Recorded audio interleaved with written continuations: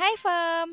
So we stayed overnight sa Azumi Boutique Hotel and it was really nice. Super convenient ang location, walking distance lang sa Molito at malapit lang din sa ATC at Festival Mall. Ang babait ng mga staff nila, pagbaba namin ng car, excited tong mga bata. So hindi nila napansin na meron palang mini step pa elevator entrance. So ayun, pareho silang nadapa. Pero si ate, ang lakas ng tama ng face dun sa wooden something. But thank God, hindi naman nagsugat. Pauwi na yung housekeeping staff na nakakita sa amin pero bumalik siya para kumuha ng ice. Then inassist na din kami ng security at nakapag-express check-in kami with the help of Miss Vanessa para daw makarest na si ate. And now, room tour. This is King Room. It was so spacious and comfy with a cute little sofa right by the bed. Merong smart TV, telephone, working desk, cabinet, vault, and bedroom sleepers. Meron ditong sink and ref. Uy, bihira sa hotel na merong ganitong kalaking ref ha.